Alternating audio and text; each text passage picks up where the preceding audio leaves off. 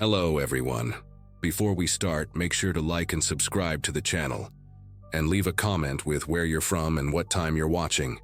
That way, YouTube will keep showing you stories just like this one. Now, let's begin. I've worked the graveyard shift at a small convenience store in a quiet suburb outside Minneapolis for a little over 2 years now. Most nights are uneventful, just the occasional drunk guy grabbing snacks or someone fueling up on coffee during a long drive. I actually like the calm, and I usually bring a book or watch something on my phone when it's dead slow. That night felt no different at first. It was a Tuesday, just past 1:30 a.m. No traffic outside, no customers in for nearly half an hour. Just me, the low hum of the refrigerator, and some crime podcast playing low behind the counter. I wasn't even paying full attention to it until the bell above the door dinged. He walked in wearing a gray hoodie with the hood pulled tight over a baseball cap, head kind of low like he didn't want to be recognized. That wasn't super weird. People come in looking like that all the time, especially when it's cold. But the thing that caught my eye was how he just stood by the snack aisle, not really looking at anything. At first I figured he was just indecisive. But then 5 minutes passed, then 10.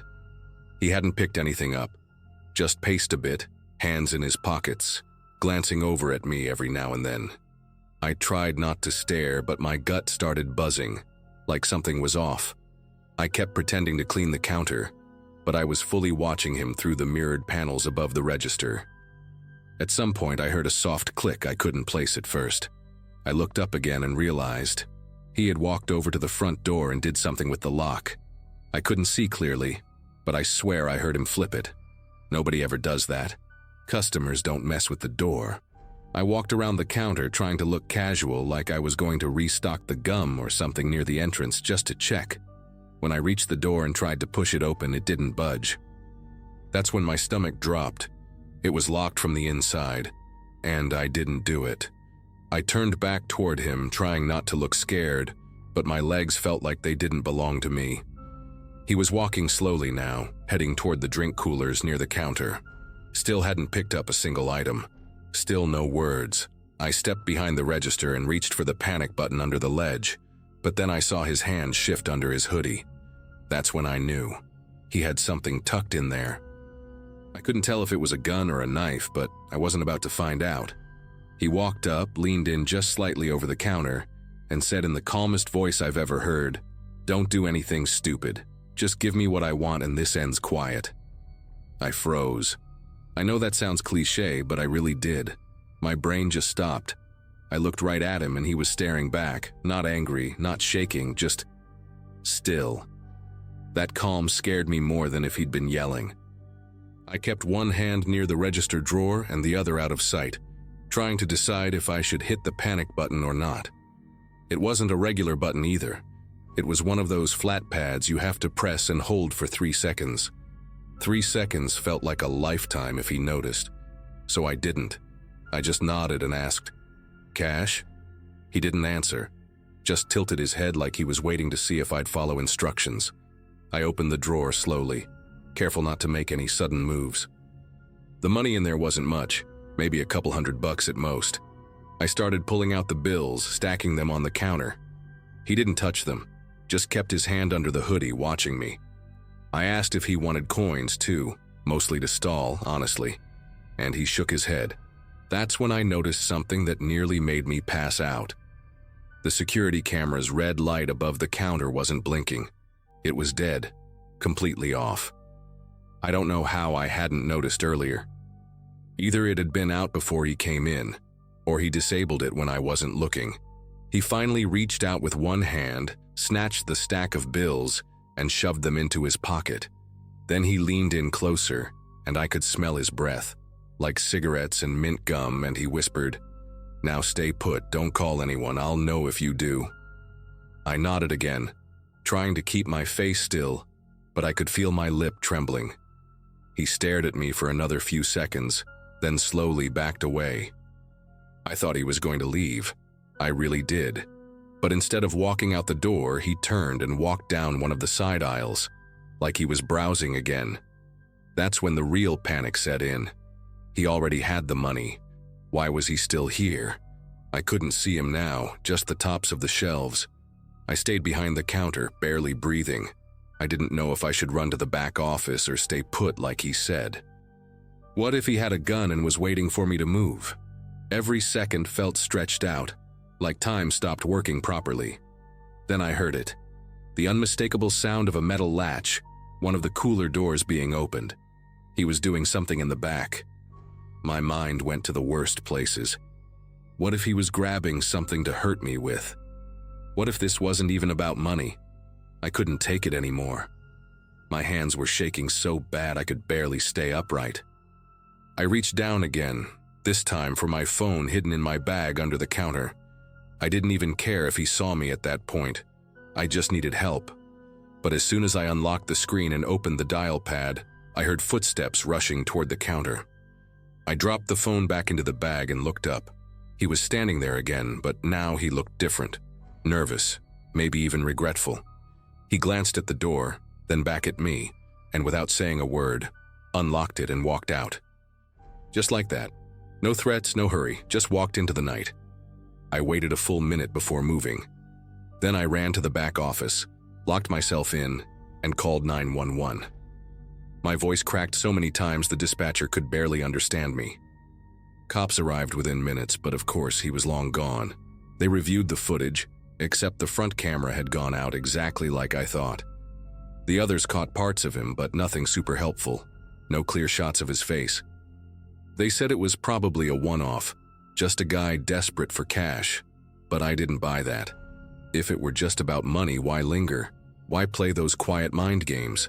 I didn't quit immediately, but I never worked another solo night shift again. They offered me different hours after that, and I took them. For weeks, I kept looking over my shoulder, especially in parking lots and when locking up. Every time the doorbell chimed in the store, my chest tightened. I thought maybe he'd come back just to see if I'd followed his instructions, but he never did. Nothing ever came of the investigation. He vanished. No fingerprints, no matches on the partial image they had. It was like he walked in from nowhere and disappeared the same way.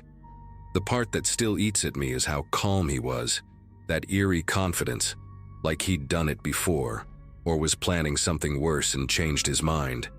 Maybe I was supposed to be more than just a witness to a robbery. I'll never know. That night has replayed in my head hundreds of times, and every time I think I've made peace with it, something triggers the memory again. A click of a door lock, a man with his hands in his hoodie, the sound of that cooler door opening. I don't talk about it much anymore, but sometimes, like tonight, I need to put it into words, just to remind myself that it really happened, that I made it out.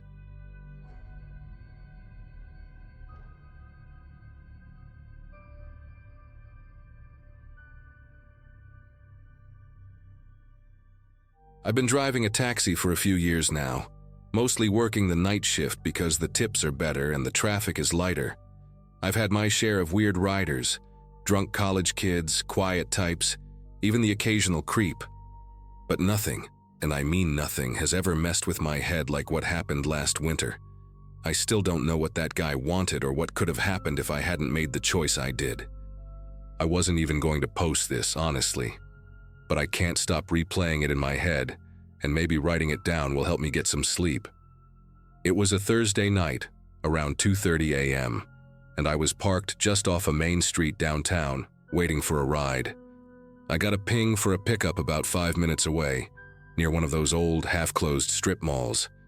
When I pulled up, there was just this guy standing on the curb.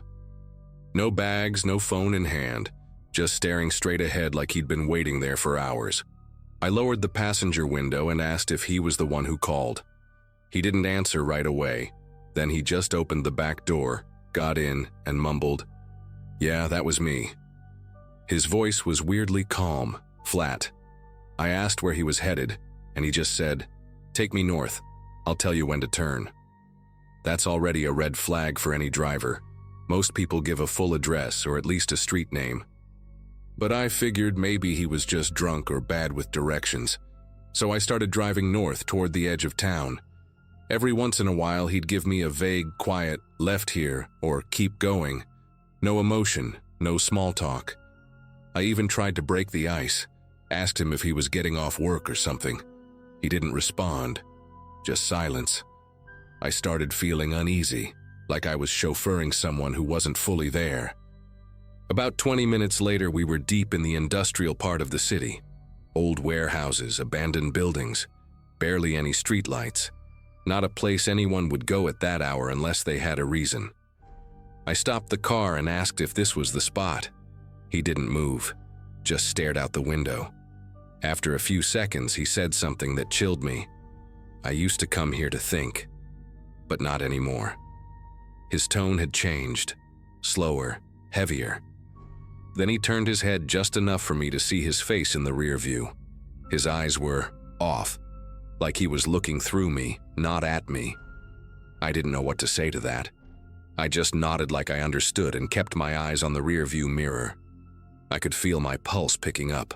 The whole area was dead quiet, no cars, no lights, just the occasional gust of wind rattling old metal signs. I asked again, gently, "Is this where you want to be dropped off?" He didn't answer.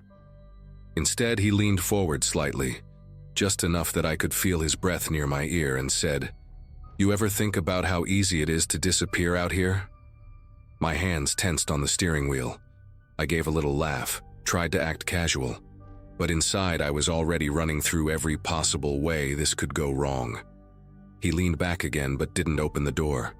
Just sat there, fingers drumming lightly on his knee, looking out into the dark. I didn't move. I didn't even want to breathe too loud. Then he started talking, more like muttering, about things that didn't make sense. He said stuff like, "Some people don't deserve to make it home," and "It gets quiet before things go bad."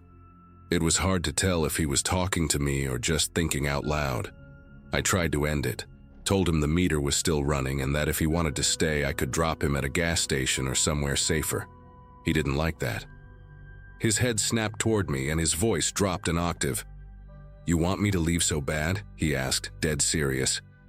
At that point, I realized I was alone, in a car, with someone who clearly wasn't right, and we were parked in the middle of nowhere.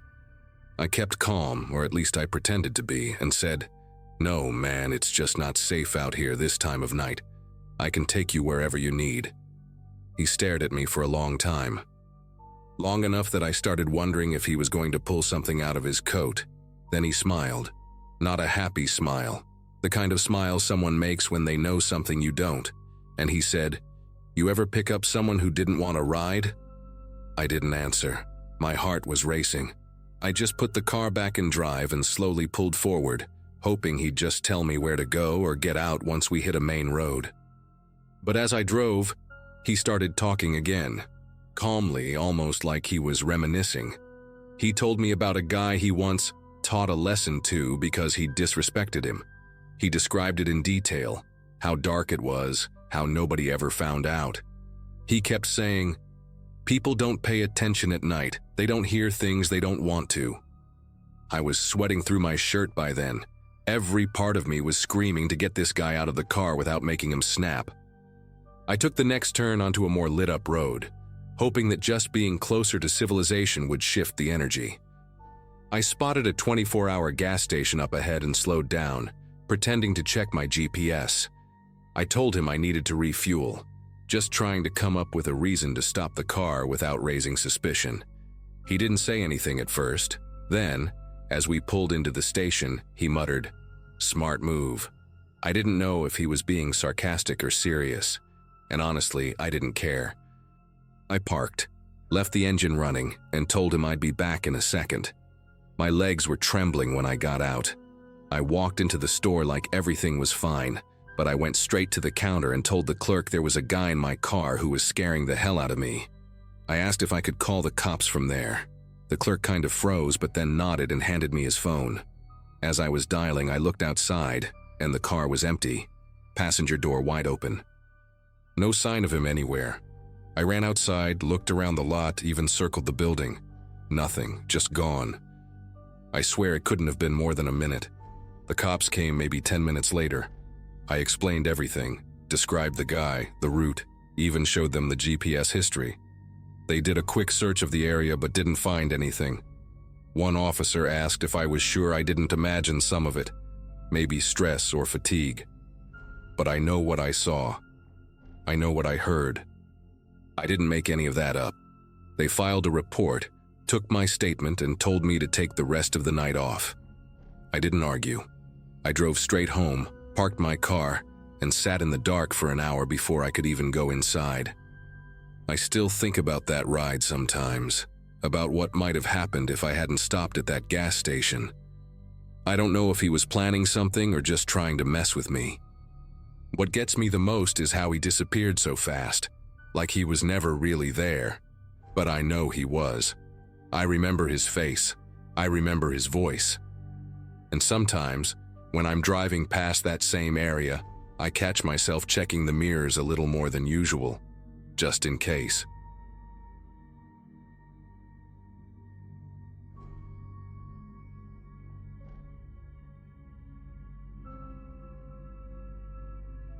I've been working the night shift at this assisted living facility in Pennsylvania for about 6 years now. It's the kind of place with a steady rhythm. Dim halls, the hum of oxygen machines, the occasional nurse's cart squeaking by. I usually don't mind the overnight hours. It's quieter, easier in some ways, and I've always felt a weird sense of peace being the one keeping watch while everyone else sleeps. But what happened last winter changed how I feel about this place forever. And no matter how many times I replay it in my head, I still can't explain it, or forget it. That night started like any other. I clocked in at 10 p.m., grabbed my clipboard and checked on the usual things: vitals, meds, notes from the evening shift. Around 1 a.m., I was making my second round when I noticed the hallway near the back laundry room felt off. The air was colder than usual, not like AC, just cold. I passed by the back door and saw it wasn't shut all the way, just slightly ajar. I remember staring at it for a second, trying to remember if maintenance had been out that day or if anyone had stepped out for a smoke. But no one had. I pulled it shut, locked it, and stood there for a bit, just listening. That's when I saw the muddy footprints. They weren't from one of our residents, and these were larger, like from boots. And they weren't dry either. It looked fresh, damp. They started right at the back door and trailed down the hallway toward the east wing, where most of our independent residents stayed. I followed them slowly, heart thumping harder with every step.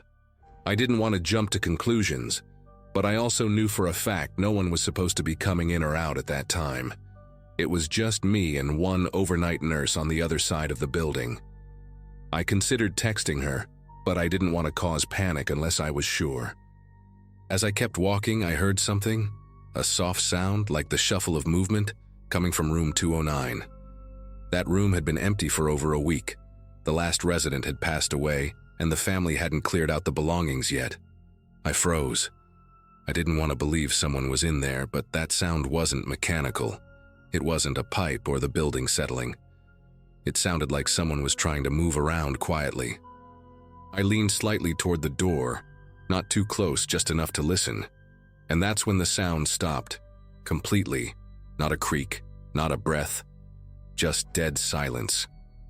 I backed away from that door real slow and tried to keep my breathing under control. There were no cameras in that wing, budget cuts, and I didn't have a radio on me, just my phone.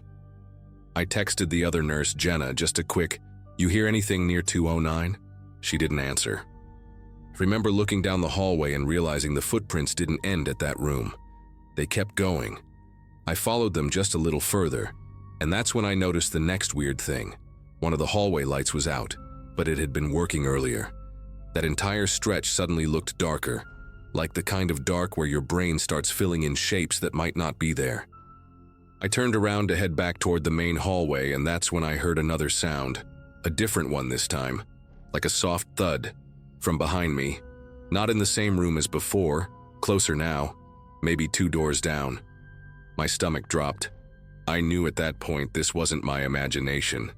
I didn't want to start yelling and wake the residents, but I also couldn't just keep creeping around in silence. I texted Jenna again, this time with, I think someone's inside. I'm serious. Still no response. I started to wonder if something had happened to her too. I hadn't seen her since before I found the door open. I made my way toward the staff room where our little emergency kit was. Flashlight, pepper spray, a spare key set. I kept checking over my shoulder the whole way. Nothing, not a single sound now. It felt like the building was holding its breath. When I got to the room, the door was wide open.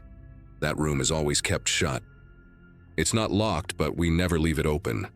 I stepped inside quickly, locked it behind me, and grabbed the spray and flashlight. I tried calling Jenna at that point, straight up dialing her number. It rang once, then cut. No voicemail, no nothing. That's when I really started to panic. I didn't want to leave the residence alone, but I also didn't know what I was dealing with. I peeked out the little wired glass window on the door, and my blood ran cold. Someone was walking slowly past the hallway. I couldn't see their face, and they were wearing a hoodie pulled tight, hands in their pockets, head slightly down. Not a resident. No one here moves like that. No walker, no limp, no hesitation. Just slow, steady steps. I stayed crouched behind the door, barely breathing. Whoever it was didn't look around. Just kept walking, like they were looking for something, or someone.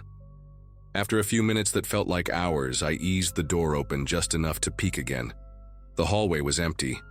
I didn't hear footsteps anymore, no voices, nothing. I decided I couldn't just hide. I needed to make sure the residents were safe. I walked toward the nearest occupied room, Mrs. Green's. She's 87, mostly deaf, and sleeps with her TV on low volume. But when I got to her door, I saw something that still messes with my head. Her door was cracked open, she always keeps it shut, and the TV was off. The room was dark, and I swear I saw movement inside. I called her name softly. Nothing. I pushed the door open and flipped the light on. She was in bed, completely fine. Asleep. But the window on the far side of the room was wide open, and her slippers were turned sideways on the floor like someone had just stepped out of them. I closed the window, checked on her again, and backed out. The air in the hallway felt different now, heavier somehow. I went to 3 more rooms. All the residents were okay, but I kept noticing little things that didn't add up. A glass of water knocked over, a call light blinking even though no one had pressed it. A chair slightly moved away from the table where I'd just seen it earlier. I didn't see the figure again, but I kept feeling like someone was behind me, just around the corner. I can't explain it, but I've never felt watched like that before. Not in a creepy imagination way, in a very real, very physical sense. Around 4 a.m., I found Jenna. She was sitting in the main break room with her back to the door, earbuds in, head down on the table. I nearly screamed. She said she never got my messages, claimed her phone died around midnight, and she had been on her break ever since. I don't know if I believe her or not. She looked tired, but normal. Nothing about her seemed off. I didn't say much. I just nodded and went back to checking the rest of the wing. When I returned to the back hallway, all the muddy footprints were gone. The floor looked clean, like it had been wiped down. But no one had done rounds or mopped since the evening shift. I know because that's my job. I handle that wing. I wrote a report, but nothing came of it. No signs of forced entry. The cameras in that section? Still broken. Maintenance never found anything unusual. The doors were all locked during morning rounds. I even double-checked the visitor log for anything suspicious. Nothing. That night never officially happened. But I know what I saw, and I know what I felt. To this day, I still work the night shift, but I never walk those back halls alone anymore. And every time I pass room 209, I make sure the door is shut tight, even though no one's used that room since.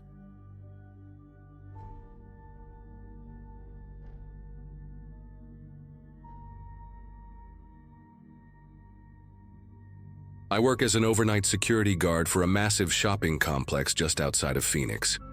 It's one of those open-air plazas with a grocery store, gym, pharmacy, and a bunch of empty retail spaces that have been sitting dead since the pandemic. Most nights are boring, just driving around in loops or walking the perimeter with a flashlight. I usually keep a podcast playing in one ear to stay awake, but what happened last Thursday still messes with my head.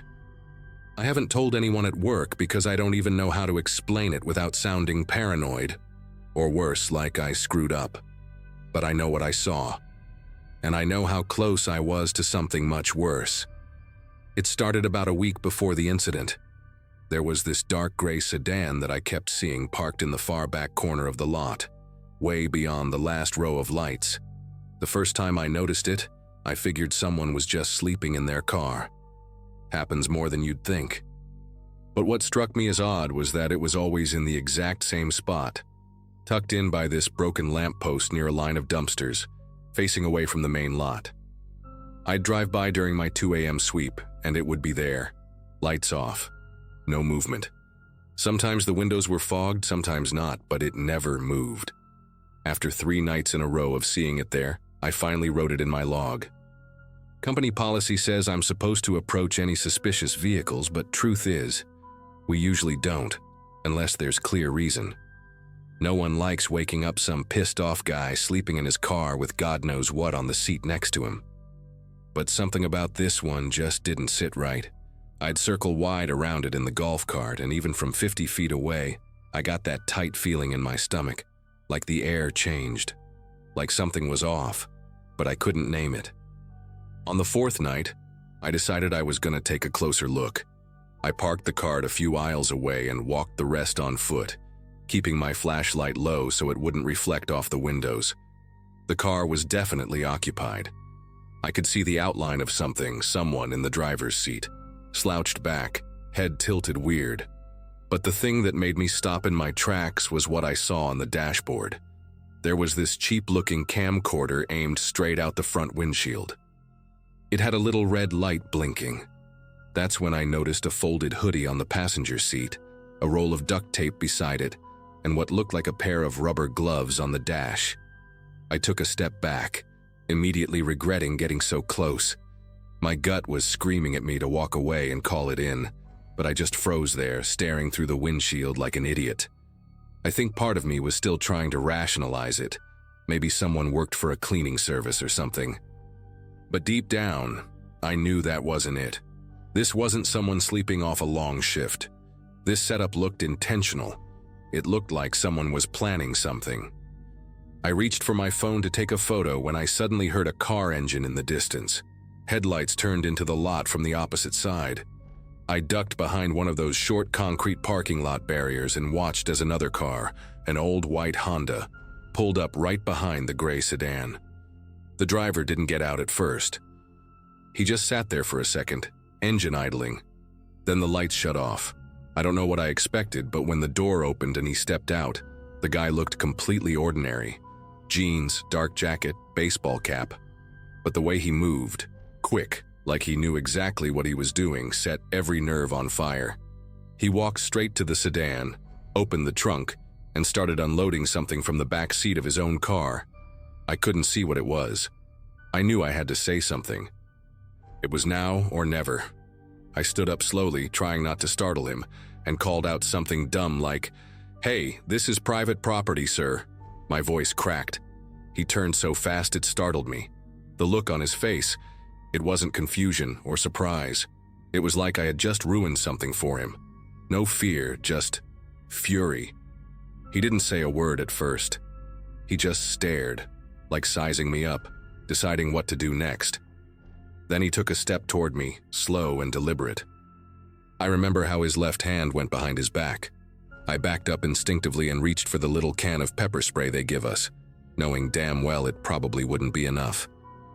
"You need to leave now," I said, trying to keep my voice firm. But it sounded weak even to me. That's when he finally spoke. He said, "This isn't your business." Just that. Cold. Flat. No emotion behind it. Then he took another step forward, and that's when I saw the glint of metal. I didn't wait. I turned and ran full speed toward the golf cart. Didn't even look back. I heard his footsteps behind me for a few seconds, then nothing. Just silence. I jumped into the cart and floored it, which isn't saying much because those things barely go faster than a jog. I radioed it in, breathless, stumbling over my words, but dispatch got the message. By the time I made it to the front of the complex where the cameras and better lighting are, I couldn't see him anymore. I kept looking over my shoulder, half expecting him to come sprinting out of the dark with something in his hand. I stayed in the lit area until the cops arrived about 10 minutes later. It felt like an hour. I was shaking so bad I could barely talk straight. When they finally searched both vehicles, the guy was long gone, but the gray sedan was still there, trunk wide open. What they found inside still makes my skin crawl. Zip ties, rope, a small shovel, a crowbar, and a burner phone. There was also a duffel bag with multiple license plates, but no ID, nothing that could tie the car to a name. The plates were all reported stolen. The car itself had no registration, and its VN number was scratched off.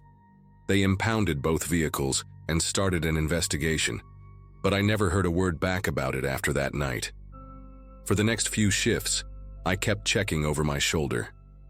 I parked closer to the well-lit areas and refused to patrol the back lot alone.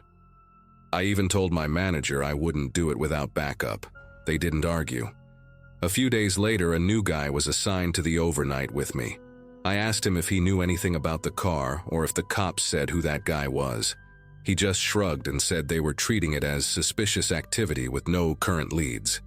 Basically, that meant no one had been arrested and the guy could still be out there, still watching, still waiting for the right moment.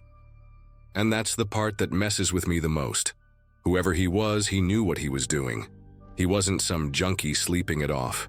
He had a setup, a plan, and he almost caught me off guard. I still replay it in my head sometimes. What if I hadn't spotted the car that night? What if I'd gotten too close before realizing he was behind me? What if I didn't run fast enough? I haven't seen that car again, but every now and then I find myself staring at the edge of that lot, past the broken lamp, wondering if he'll ever come back. Or worse, if he already has.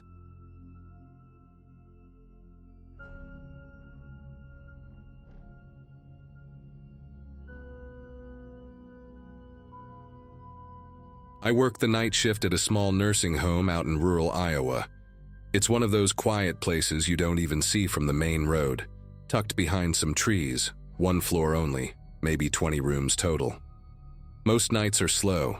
The residents sleep early, and apart from checking vitals or responding to the occasional bed alarm, I'm usually alone with my thoughts and the soft hum of the fluorescent lights. I'd never really been scared working there. It's peaceful in a way. Until one particular night that changed everything, and I still can't explain it. It started with little things. Doors that should have been locked were somehow open during my rounds. I'm not talking wide open, just unlatched, like someone had quietly turned the handle and let it rest without pulling it shut. At first, I blamed myself. I thought maybe I was rushing through the rounds and just thought I had locked them. I double-checked the log, convinced I wasn't losing it. I even started writing tiny check marks on my glove every time I locked a room, just to keep track. But the next round? Same thing. A couple of doors were ajar again. That same night, one of our residents, Mr. Clayton, called me into his room around 3:15 a.m. He's 84, very sharp for his age. Still reads the newspaper and watches the news every night. He asked me if there was a new male staff member working nights. I told him no, it was just me until 6 a.m. He looked at me dead serious and said, "Then who was the man I saw standing in the hallway outside my door an hour ago?" I wanted to laugh it off, thinking maybe he dreamed it or mistook a shadow, but something about his face told me he wasn't messing around. His eyes were focused, like he knew exactly what he saw. I did another walk through, slower this time. All the exit doors were locked. No alarms had been triggered. I checked the storage rooms, the back office, even the laundry room. Nothing seemed out of place, but I couldn't shake the tension in my chest. Something just felt wrong, like I was being watched, even though I couldn't see anyone. I stood still in the center of the hallway for a minute listening. There was a weird stillness in the air, heavier than usual. Then I heard a soft creak behind me, like a footstep on the tile. I turned fast. Nothing there. At that point, I went straight back to the nurse's station and pulled up the security feed. We only have 4 cameras in the building, one at the front entrance, one by the back door, and two covering the main hallways. I scrubbed through the past hour of footage, expecting it to be empty. But then I saw it. A blurry shape passing across the far end of the east hallway. No face, no details, just a figure walking calmly toward the patient rooms. No one had entered or exited the building according to the front and back cameras. It didn't make sense. The doors lock automatically. There's no way in unless you have a key card, and the only working night cards are mine and the director's. I paused the video and stared at the frame. The figure was tall, wearing dark clothes, almost blending into the shadows. It didn't look like any of our residents, and no staff member dresses like that. I checked the time code, the exact minute Mr. Clayton had said he saw someone. I didn't know what to do. Call the cops and risk getting laughed at if no one was actually inside? Or wait and maybe put the residents at risk if this guy was still in here? I decided to do one more sweep of the building, this time with my phone camera recording.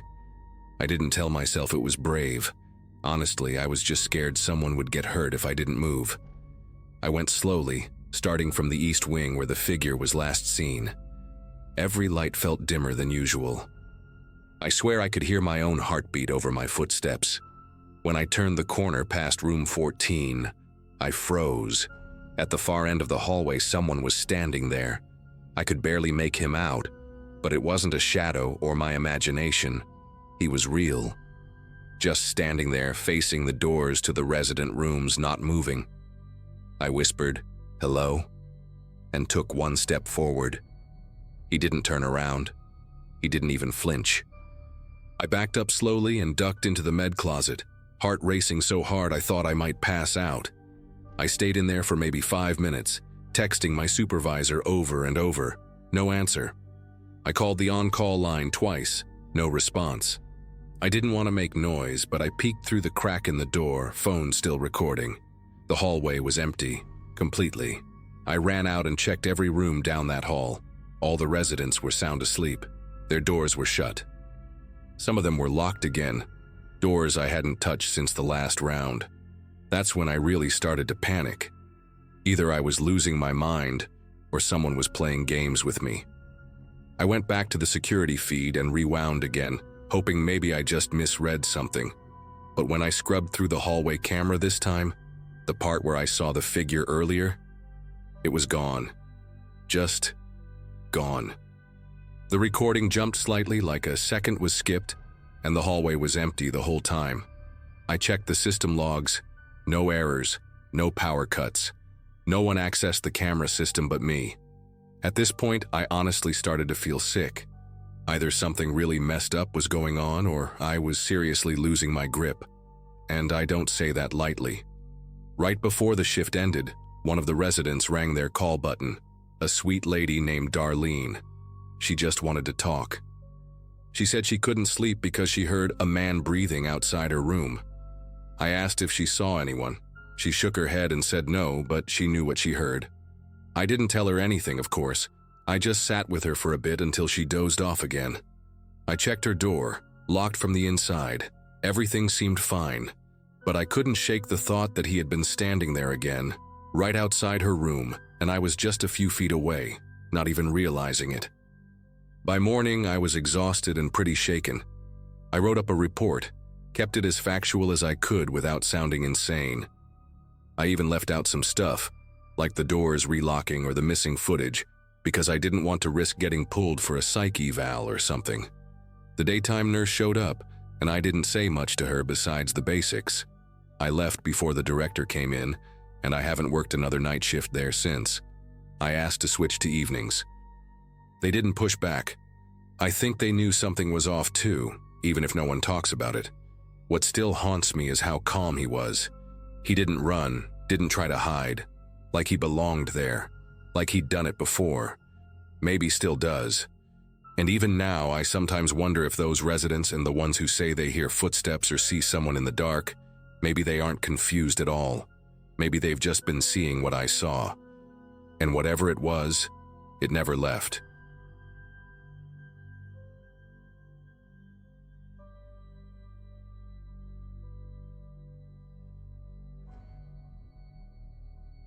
I've been working overnight shifts at a distribution warehouse just outside of Columbus, Ohio for almost a year now. It's one of those massive facilities that never really sleeps. Trucks come and go at all hours, but during the late shift, things quiet down a lot between deliveries. I'm usually alone in my section, which covers 2 full aisles of storage. The space is huge, echoey, and filled with rows of towering shelves stacked with boxes. I never thought of it as creepy before, but after what happened last Thursday night, I haven't been able to walk into that place without looking over my shoulder every few seconds. That night started off normal. I clocked in at 10 p.m., did the usual equipment check, and started scanning inventory near loading dock 3. Around 1 a.m., I took a quick break and went to the far side of the warehouse to grab a drink from the vending machines. That's when I noticed something off. A few boxes in aisle 14 were pushed out of place, not just shifted slightly, but like they'd been pulled down halfway and then put back carelessly.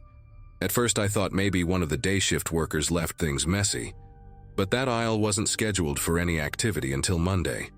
No pickers, no forklifts, nothing should have been touched.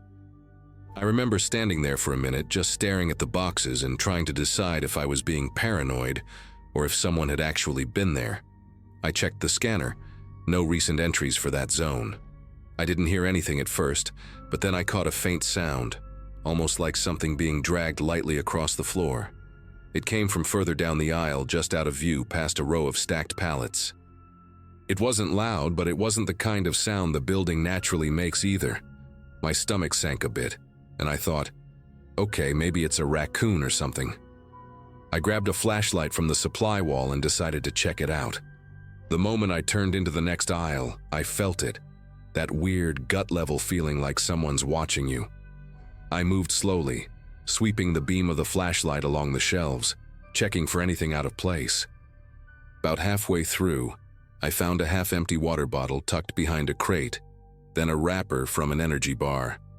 I just froze. This stuff hadn't been there an hour ago, and there was no reason for it to be there at all. That's when it clicked. Someone had been living in here, not just passing through, hiding. I didn't see anyone yet, but everything in me screamed that I wasn't alone. I backed away slowly, trying not to make noise. My first instinct was to call security, but my phone had 0 signal inside the warehouse, something that always annoyed me, but never felt like a real problem until right then. The landline at the front office was all the way across the building, and I didn't want to turn my back or run and end up getting followed. So I stayed quiet and started moving toward the center aisle where I knew there was a ladder I could climb for a better view. My hands were already shaking, and I remember how the flashlight started to tremble with me, casting weird, moving shadows along the racks. I got up the ladder and crouched near the top shelf, using the high ground to scan both directions. That's when I saw him, just for a second. A man darted between aisles about 50 feet away, wearing a dark hoodie and what looked like cargo pants. He wasn't sprinting, just moving fast and low, like he knew how to stay hidden. My heart was pounding so hard I could barely breathe. I tried yelling out, something dumb like, "Hey, I see you." But my voice came out weak and shaky. He didn't answer. He didn't even look back, just kept slipping between rows like he knew the place better than me. I climbed back down, still gripping the flashlight like a weapon, and tried to keep my breathing steady. The whole warehouse felt wrong now. Too quiet, too still. Every little creak sounded deliberate. I made my way toward the interior maintenance room where I knew there was a panel with an emergency alarm. But when I got there, the door was slightly open, and it's always supposed to be locked. That's when I realized the panel had been pried open and the wires were cut. My stomach flipped. This guy had planned for that. He knew exactly what he was doing. At that point, I panicked.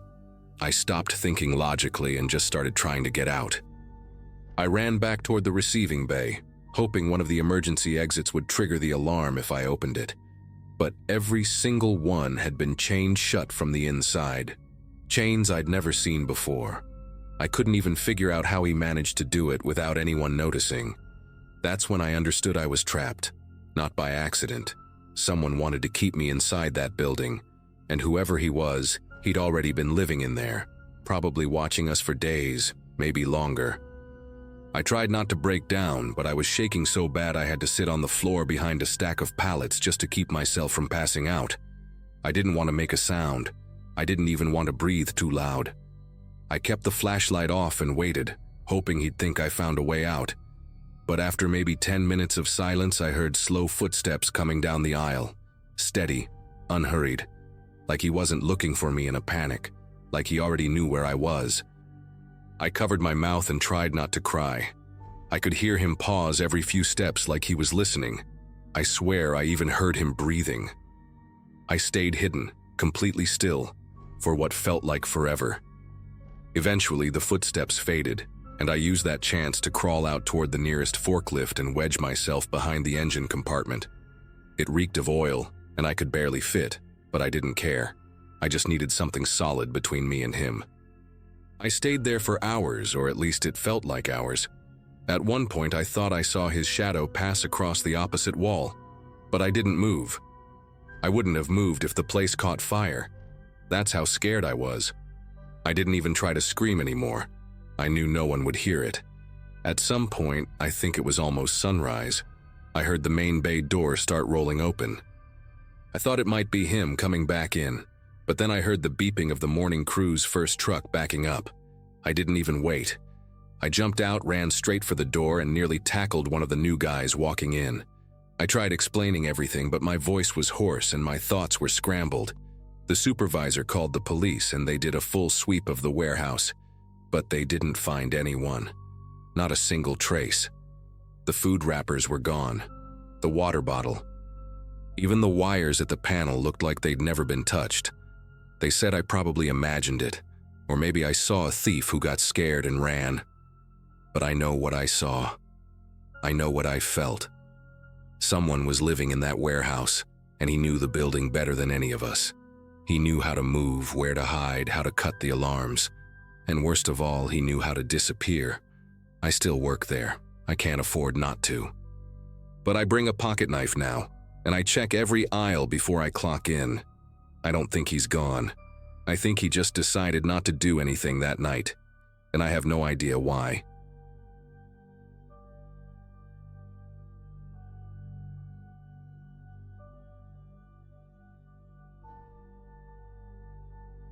I don't really talk about this night much, mostly because people either brush it off or give me that half smile like I'm exaggerating. But I swear, this happened exactly how I'm about to tell it. My name's Elise. Back in 2021, I was a sophomore in college, living on campus during the day, and working night shifts at a 24-hour gas station just off Route 19, a pretty isolated stretch of road mostly used by long-haul truckers. The pay sucked, but it covered my rent and groceries, and I liked that it was usually quiet. Too quiet, actually. Most nights after 11 p.m., I'd go hours without a single customer. The buzz of the overhead lights and the hum of the fridge coolers became the soundtrack of my shift. The gas station itself was this tiny box of flickering fluorescent misery. 2 pumps out front, a single door, and big windows that gave you a clear view of the lot, the pumps, and the black void of trees beyond the lights. That's all there was, trees and highway. My routine was solid. I'd bring a book, eat leftover pizza from the back fridge, maybe watch something on my phone behind the counter. There was a wall-mounted landline behind the register, but nobody ever used it except the manager, Gary, who'd call once a week to check inventory. So when it rang one Thursday around 2:30 a.m., I was genuinely startled. I picked up with a dry hello and got nothing but a click. I didn't think much of it at the time, maybe a misdial, but then I started noticing the car, a white Buick Regal, old model with one foggy headlight. It started showing up in the far edge of the parking lot, just outside the reach of the overhead lights. It never parked close, never got gas, never approached the store. It just sat there, engine off, lights out. At first I figured it was a trucker sleeping in his car. Common enough. But this wasn't a one-time thing. It came back the next night, and the next. Always the same car, same spot, same dead silence. Just far enough that I couldn't make out the driver inside. After the third night, I got curious, or maybe anxious. I stepped outside with the trash, pretending not to care, but I could feel the air change the second I crossed the threshold. You ever feel eyes on you, like actual weight? That's exactly what it felt like. I threw the bag in the dumpster and paused, squinting toward the lot. I could just barely make out the outline of a figure behind the wheel. They weren't moving, just sitting there. I stared for maybe 10 seconds, waiting for some reaction. Nothing. I went back inside, locked the door, and told myself it was just someone resting. But I started double-checking the locks after that, and I stopped sitting near the front windows. 2 nights later, the phone rang again. This time, the voice on the other end wasn't silent. It was a man. Calm, quiet, but with a weirdly polite tone that made my skin crawl. He said, "You always wear your hair up on Fridays.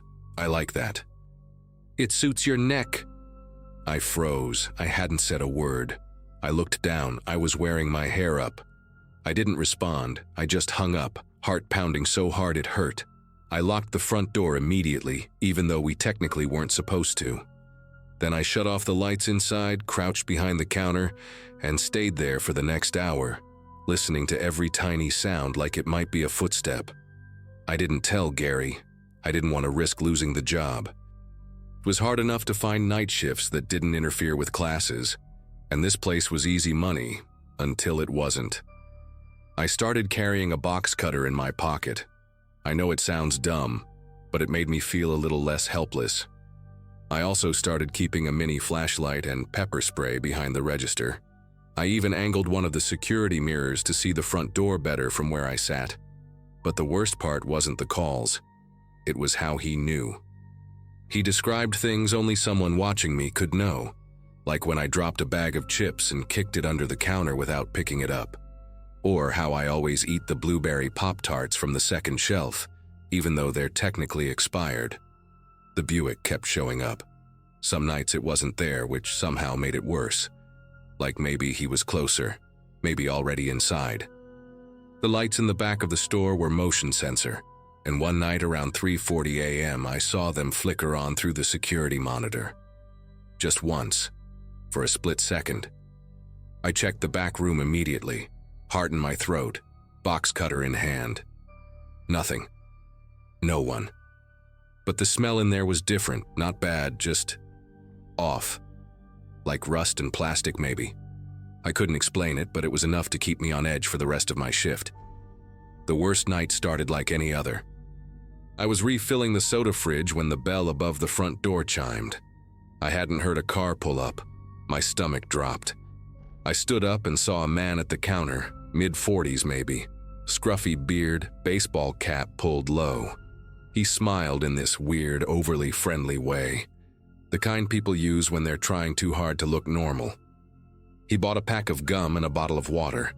As I rang him up, he said, "You should really stop drinking that expired milk. Doesn't sit well in your stomach, does it?" I felt the blood drain from my face.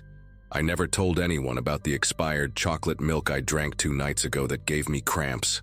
Not one soul. I didn't say anything. I just handed him his change and forced a smile so tight it made my cheeks ache. He walked out slowly, like he was waiting for me to react, but I didn't give him the satisfaction. The moment the door clicked shut behind him, I locked it, pulled the blinds, and went straight to the security system screen. But of course, the cameras out front had been acting up all week. Static. Nothing recorded. I checked the timestamp, 3:12 a.m. I wrote it down, just in case. I didn't sleep when I got home that morning. I kept thinking about that moment, his voice, that smile. He wanted me to know it was him. The next shift, I begged Gary to let me work with someone else, even offered to take less pay if I could get a partner at night. He kind of laughed it off, said I was probably just spooking myself watching too many crime shows. I wanted to scream at him, but I kept my cool. That night I brought my friend Heather with me. She hung out behind the counter while I worked, and I swear, it was the first night in weeks that the Buick didn't show up. No weird calls, no strange customers. Just a normal, dead boring shift. I started to think maybe I was losing it. Paranoia, maybe, stress. Then the next night came. Heather couldn't come with me, so I was alone again. Around 2:45 a.m., the phone rang. I didn't pick up. It rang 5 times, then stopped. 30 seconds later, the lights flickered. Not like a power outage, more like someone had messed with the breaker. I stood perfectly still. Then the knock came.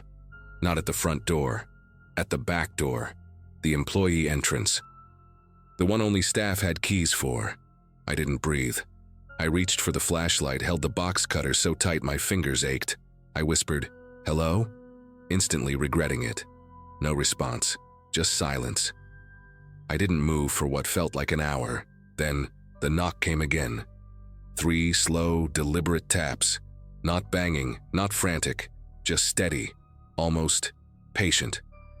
I backed away, slipped behind the register, and called 911 from the store phone. I told the dispatcher someone was trying to get in through the back and that I was alone. She stayed on the line with me, her voice calm but direct. "Stay inside. Officers are on the way. Don't engage." I swear I heard footsteps circling the outside. When the cops finally arrived, lights flashing, sirens off, there was no one there. No car, no footprints, just a single bottle of water on the back step, the same brand the man had bought 2 nights earlier. After that night, I refused to work alone again. Gary was pissed at first, but once the police came by to follow up, asking if we had surveillance footage or if anyone else had seen the guy, he started taking me seriously. Of course, the cameras were useless, still just static. The officers said they'd keep an eye on the area, but out there in the middle of nowhere, they admitted there wasn't much they could do unless he came back or actually broke in. That didn't help me sleep any better. I moved back home for a while and dropped the night shifts entirely.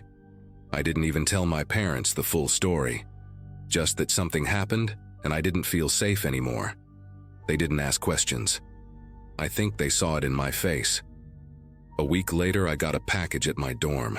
No return address. Inside was a single blueberry Pop-Tart, the same kind I always grabbed from the back shelf, the expired ones. I sat on my bed staring at it for a long time. No note, no threats. Just that. I never told anyone about that part, not even Heather. I threw it away, deleted the security app from my phone, and tried to pretend like it was over. I changed my phone number, got a new job at the campus library. It's been 2 years now, and nothing's happened since. But I still don't park near the tree line, I still don't eat Pop-Tarts, and I still jump when the phone rings after midnight. To this day, I don't know who he was. Maybe a drifter, maybe someone who saw me once and fixated. But whoever he was, he studied me, watched me for weeks, memorized my habits, knew what I ate, how I moved, how I felt. And that's what stays with me. Not the calls, not the car, but the idea that someone could be that close to you, breathing in your routines like oxygen, and you'd have no idea. I think that's why I'm sharing this now. Not for sympathy, and not for attention, but because if you work alone at night, especially in some forgotten corner of the map, pay attention. Even to the quiet, especially to the quiet. You might think you're just being paranoid, but sometimes the feeling that you're being watched, that is your warning.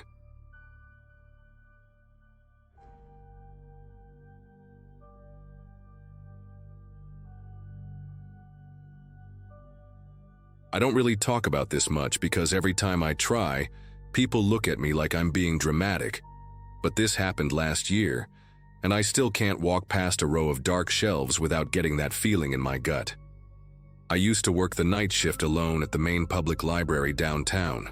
We were piloting a 24-hour access model, and I volunteered for the overnight hours since it paid a little more, and I liked the quiet. At least, I used to like the quiet. It started with small things, really small. A chair pulled slightly away from a study table, a return cart not in the spot I left it, a light on in a section I swore I had turned off. I figured maybe the cleaning crew moved things around. Or maybe I just forgot. You second-guess yourself a lot when you're running on bad coffee and it's 2 in the morning. But over time, the weirdness got harder to ignore. Like how a clipboard I left on the information desk vanished completely. or how books I had just shelved were suddenly out of order the next time I walked by. The creepiest part was that it didn't feel like random mess. It felt deliberate, like someone wanted me to notice. I even remember saying out loud once, "Very funny," thinking maybe one of the other staff had snuck in to mess with me, but nobody was there. And then one night I came back from a break and realized my sweater was gone from the back of my chair. Not folded, not moved, gone. I searched everywhere, even in Lost and Found. I don't know why, but that moment shook me more than anything else so far. It felt personal. I talked to my manager the next morning. She suggested maybe someone wandered in during my smoke break and took it, but that didn't make sense. The doors were keycard entry only after midnight, and I always locked them before stepping out. That's when I asked if we could check the cameras. I wasn't expecting anything dramatic. I just wanted some kind of explanation so I could stop feeling crazy. But what we saw made my blood run cold. The footage showed me walking away from the front desk and exiting through the staff door for my break. About 30 seconds later, from the far end of the non-fiction aisle, a man stepped into frame. He had been standing there motionless in the shadows, just outside the camera's view, watching. He moved slowly, deliberately, straight toward the desk. I watched myself vanish from view as he casually leaned over my chair, picked up my sweater, and disappeared into the shelves again, all in complete silence. I felt sick. I kept asking how he even got in, and nobody had an answer. There had been no entries logged on the access system. None of the staff recognized him. We called the police, but they said unless we had proof he broke in or threatened me, there wasn't much they could do. They made a report and said to call again if anything escalated. That was it. I didn't sleep the rest of the day. I just kept replaying that moment where he steps out from the darkness like he'd been standing there forever. Like he knew the cameras wouldn't catch him until I was gone. I started keeping the lights on in every section, even the ones I wasn't using. I carried a box cutter in my pocket, which I know sounds paranoid, but I just didn't feel safe anymore. I even started checking every aisle before settling in at the desk. For a couple nights, nothing happened. I almost let myself believe it was over. But on Friday, I found a library card on my desk. Not mine. Not from our system. Just a blank white card with a barcode and no name. It hadn't been there when I arrived, and nobody had signed in that night. I checked twice. That was the moment I knew. This wasn't random. Someone was in the building with me, and they were playing with me. Watching me. I tried to convince myself it was just leftover from a daytime patron, or maybe dropped by a courier. But that card was placed right in the center of the desk, facing me, like a calling card. I didn't tell anyone. I was scared that if I made more noise, it would get worse. So I stayed alert. I kept the lights on, I kept my phone unlocked and within reach, and I prayed that whatever this was would stop before it got any closer. The following night was the worst. Everything felt off from the start. The air was heavier somehow. I kept hearing faint creaks like footsteps on the upper level, but every time I checked, it was empty. Around 3 a.m., I was shelving a cart of returns in the back near the biographies when I heard the faint sound of something falling. Not crashing, just a soft clink like metal hitting tile. I froze. I didn't move for what felt like minutes. Then I slowly pushed the cart forward, turned the corner, and there it was. My box cutter. On the ground. Open. I had left it on the desk. I didn't even hear anyone approach. I didn't hear them leave. But that meant whoever it was had been that close to me without making a sound. I didn't think, I just ran. I grabbed my keys, slammed the staff door shut, and locked myself in the back office. I called 911 with shaking hands and kept whispering that someone was inside, that I was alone, that I didn't feel safe. The dispatcher kept telling me to stay on the line. I was crouched under the desk, trying not to breathe too loud, listening for any movement. The police came in fast, like less than 10 minutes. They swept the entire building while I stayed locked in the office. They didn't find anyone. Nothing was broken, no signs of forced entry. But the box cutter was real. The library card was real. And the footage from earlier that week showed that man, someone who had clearly been hiding, maybe for hours, just waiting. They took it seriously after that, installed new locks, brought in extra staff for overnight. But I never went back. I told them I was done with night shifts. I didn't even give 2 weeks' notice. I just couldn't do it. To this day, I don't know who he was or how long he'd been coming in. Maybe he had access somehow. Maybe he never left and just found places to hide between shifts. All I know is that it wasn't just a random break-in. It was someone who had been watching me for a long time. Someone who waited until I let my guard down. And what scares me the most is, he never tried to hurt me. He didn't say a word. He just stood there like he was waiting for the right moment. But for what? I'll never know.